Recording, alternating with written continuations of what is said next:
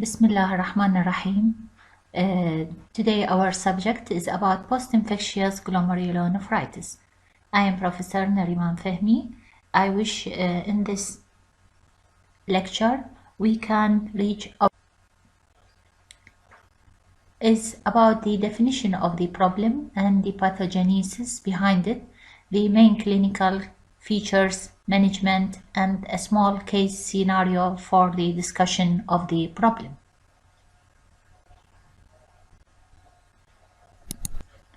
First of all, we should remember that the kidney has a very important role in controlling the balance of fluid and electrolyte inside our body.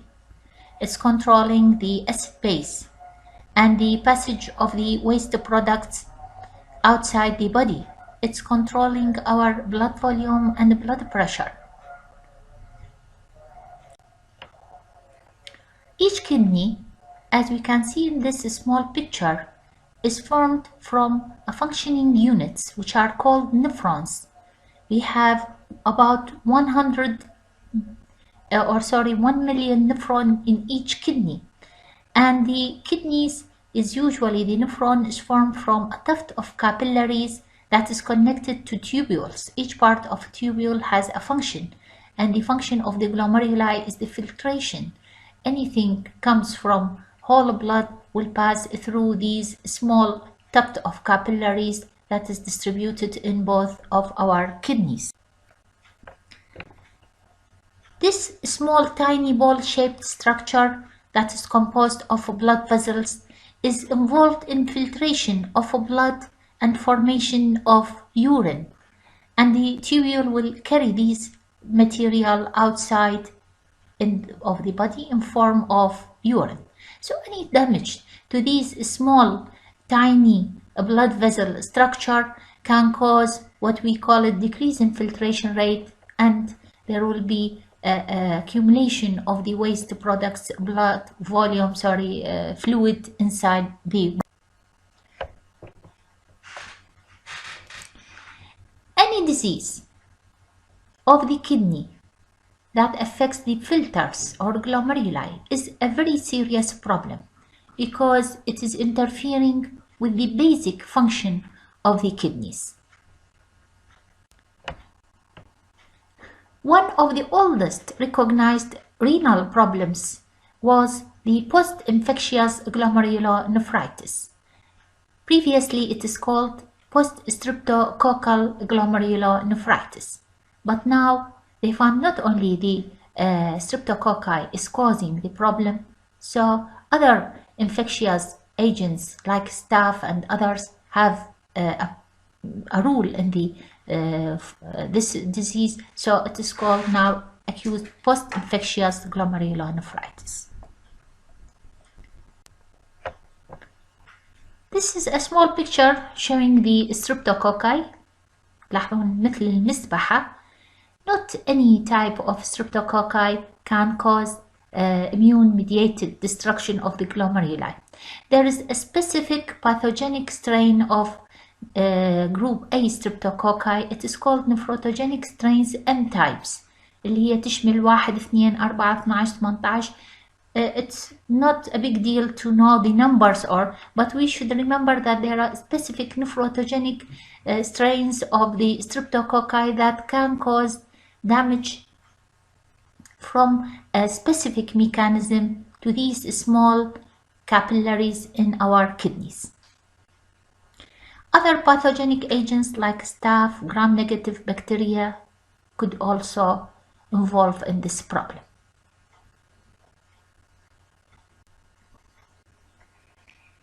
The exact mechanism that is going to damage our glomeruli is immune complex formation. Immune complex formation. We see here that antibodies that is formed in the body find the target اللي موجودة على glomerular basement membrane with the complement, especially the alternative pathway اللي هو C3 activation can destroy the glomerular basement membrane, causing damage to the kidneys. إذا يجي عندنا يدخل مايكرو أورجانيزم يسوي infection مثلا to the tonsils أو skin مثل النفروتوجينيك strain M type of streptococci. فبعد فترة تتكون antibodies. الانتيبوديز تيجي ويا الكومبلمنت على الجلوميرولار basement membrane وتسوي لي damage to the glomerular basement membrane by activation of the cascade of the anti-inflammatory cascade. Then infection does not occur in the kidney but in a different part like the skin or the throat مثل ما نلاحظ بهاي البيكتشر. This disorder begin to develop 1 to 2 weeks after untreated throat infection or skin infection. 3 to 4 weeks after untreated skin infection. And the disease is usually occurs what we call it in school age children بين ال6 سنوات إلى ال10 سنوات. أوكي؟ يصير عنده بالهيستوري بلاعيمة توجعه أو عنده التهاب وراها بفترة الطفل تظهر عليه علامات. لكن شنو اللي حيصير أو لما الفلتريشن برودكت أو اللي نسميها الجلوميرولاي it's involved going to see inside the patient. فإذا لازم نذكر إنه هي بيها 3 phases. الفيس الأول اللي هي infection اللي صار in past history. بعدين يصير عندنا period اللي هي الانترفال there will be nothing. After that start the patient having what we call it nephritic presentation, not nephrotic. And the severity of the renal involvement will depend on the severity of the immune system that is triggered by the infection. So the patient could be asymptomatic or he could have renal failure. فإذا الجلوmeruli when it is going to be damaged, first thing we can see there is blood in urine, RBC in urine. This is called microscopic hematuria. But sometimes it's a very severe immune activation from severe infection. So there will be loss of the kidney function, accumulation of fluid, start to have dark urine, edema, and so on.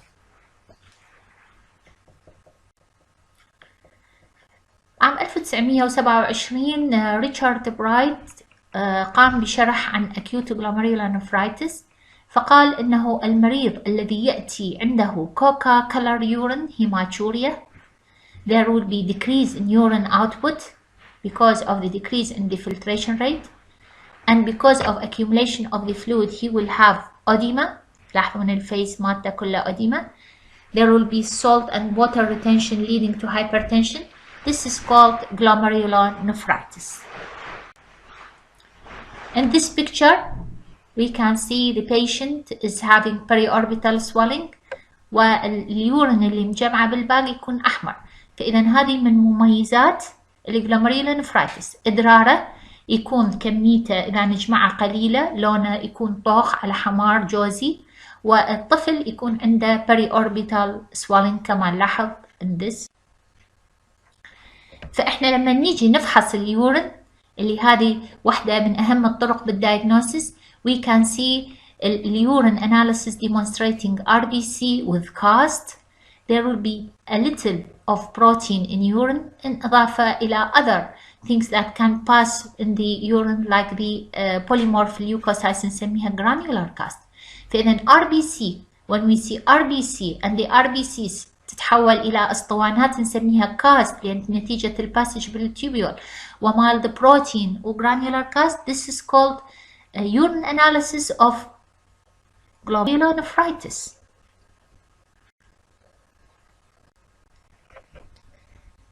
The patient because of accumulation of fluid in the body will have what we call dilutional anemia which is usually normochromic anemia. لاحظنا انه بالصورة الكرتونية الانتيبودي والكومبلمنت is involved. فلما نيجي نفحص C3 اللي هو يدخل بالalternative complement pathway activation نشوفه قليل. فهذا يعتبر one of the most important diagnostic tools in this problem. Patient يجي عنده edema urine مالته جوزي أسوي له تحليل مال يورين يطلع بيه RBC وكاست. Next thing I want to do what? I want to see if there is defect in the complement. فنلاحظ ال complement will be low, but this low complement should go to normal after 6 to 8 weeks. If it will not go to normal, that means we are dealing with another disease. This is very important. فهاي الفترة الزمنية اللي حيرجع بيها الكومبلمنت إلى الحالة الطبيعية لازم نتابعها، حتى إذا بقت low لازم نسوي للبيشنت another management like biopsy حتى نشوف which type of problem is we are dealing inside the kidney. ذكرنا أنه البيشنت could have untreated infection in the tonsils or skin. فبالنسبة للتونسلز حتى نعرف أنه هو أكو ستريبتوكوكاي لو لا، ممكن نسوي له swab for culture and we can see if there is increase or يعني in addition to throat swab if there is an ASO titer is commonly elevated after pharyngeal infection. أما إذا كان عندي cutaneous infection فممكن نلاحظ أنه there will be anti-deoxyribonuclease B level it will be increased. فإذا واحدة من الدايجنوستس اللي نسميها نحن نسوي له throat swab ندز ASO titer وندز إذا موجود عنده anti-deoxyribonuclease B level.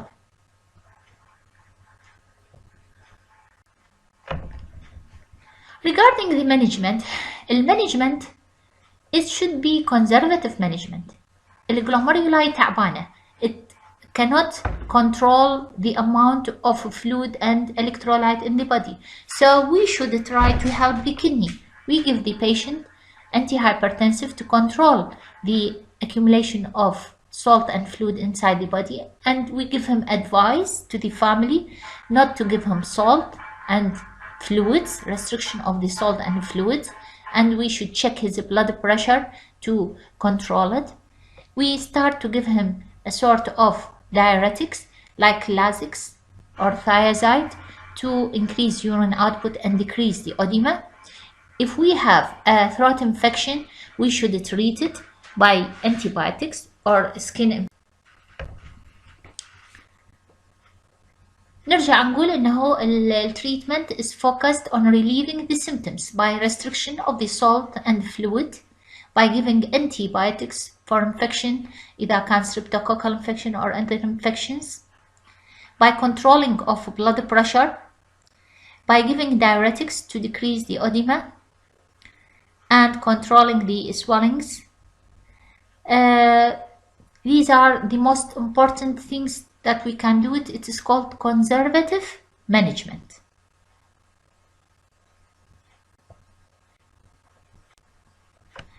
Regarding the dialysis, as we all know from previous lectures in other years, الدياليسيس تعتمد على إنه how we can by conservative management control our patients. فإذا ما قدرنا نسوي له uncontrollable hypertension, continuous anuria, if the patient's having rapid increase in his renal incidence يعني البلد يوريا وكرياتينين ده يصعد بسرعة، البيشنتس بدأ يصير عنده uremic symptoms, uremic encephalopathy or pericarditis. In these conditions, acidosis that cannot be controlled, electrolyte that cannot be controlled, we need to do dialysis for the patient. فيعتمد على the course of the disease we are dealing with. Fortunately, the disease is usually mild and it will typically recover within weeks in 95%. So this is a good news for the patients who will have the disease. And actually it is very rare to recur. The problem, it will not recur, not like nephrotic syndrome which has many relapse remissions. This occurs once. Just one thing with management, when we are going to give antibiotic to the patient, not to decrease the course of the disease, but to prevent the spread of the disease of this type of microorganism to another family members, they are يعني living with the patient، لأنه هاي specific strain ممكن تنقل إلى another patient عنده قابلية أنه يصاب بنفس الديزيز. Complication: he could have heart failure, pulmonary edema, hyperkalemia, hypertension, and he's already in acute renal failure. I hope you will get benefit from the lecture, and thank you very much.